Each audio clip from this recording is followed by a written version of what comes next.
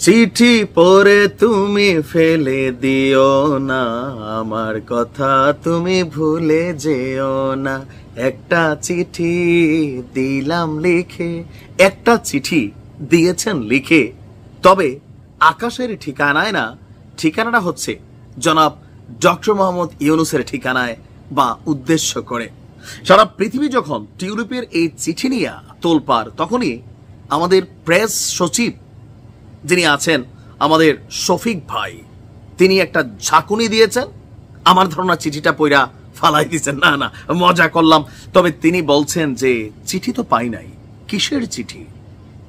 দর্শক, প্রধান উপদেষ্টা ডক্টর মোহাম্মদ ইউনূসের আজকে যেই লন্ডন সফরে যাচ্ছেন, তার সাথে ব্যক্তিগত পারিবারিক অনেক ইস্যু নিয়ে কথা বলা, এবং কি একটা চা অথবা ডিনারের দাওয়াতের জন্য যেই খোলা চিঠি বা চিঠি লিখেছেন আমাদের যুক্তরাজ্যের সাবেক সিটি মন্ত্রী টিউলিপ সিদ্দিকী, তার এই চিঠি যেটা আন্তর্জাতিক গণমাধ্যম বলছে যে চিঠি পাঠিয়েছেন, তবে সরকার বলছে এখন পর্যন্ত এই ধরনের কোনো চিঠি পায়নি আমাদের সরকার। এমন আমাদের প্রধান উপদেষ্টা প্রেস সচিব শফিক ভাই বলছেন, আমরা এমন কিছু নিয়ে মন্তব্য করতে পারি না যা আমরা দেখিনি। চিঠির উত্তর দিচ্ছে বন্ধু, যদি মনে লয় কাগজ গেল দিস্তায় দিস্তায়, কলম গোটা ছয়। তবে কয়টা কলম আমাদের টিউলিপ তিনি শেষ করছেন জানি না। তবে সরকার কি চিঠির উত্তর দিতে চাচ্ছে না, নাকি আসলেই পাচ্ছে না? অনেক কিছু হইতে পারে।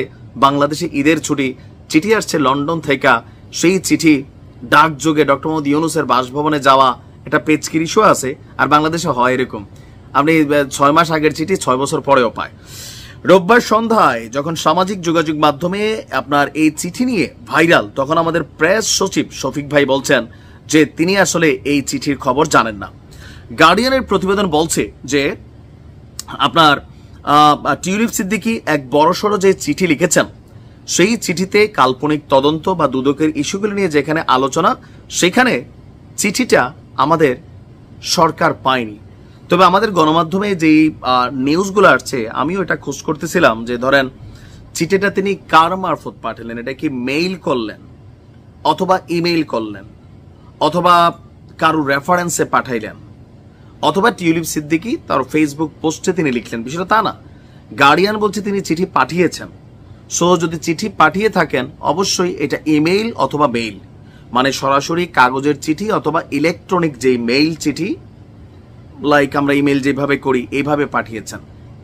এখন চিঠিটা আসলে গেল কই? তিনি কি মেইলিং অ্যাড্রেস ভুল করলেন, নাকি আপনার বাংলাদেশে বন্ধ এই কারণে চিঠি পান নাই, নাকি শফিক ভাই ইচ্ছা করে চিঠি পইড়া ফালাই দিচ্ছেন, তিনি চিঠির জবাব দিচ্ছেন? না, মজা করলাম। ঈদের দিন একটু একটু মজা করা যায়। কি মনে হয় আপনার? তবে আমার মনে হয় যেটা ডক্টর মোহাম্মদ ইউনূস টিউলিপের সাথে সাক্ষাৎ করবেন না, আর যদি করেন সেটা হবে একদম অসম্ভবকে সম্ভব করার মতন একটা ঘটনা। কজ কেন?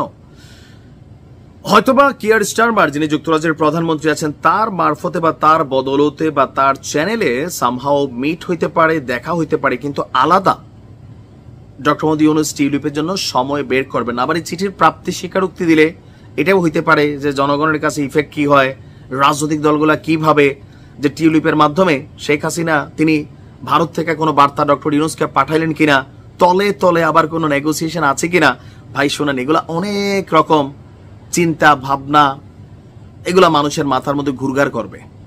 সো এতে বেটার হচ্ছে চিঠি পাচ্ছি না বা চিঠি পাই নাই। তবে আমার ধারণা বন্ধের কারণে হয়তো বা চিঠি আসে নাই, আসবে।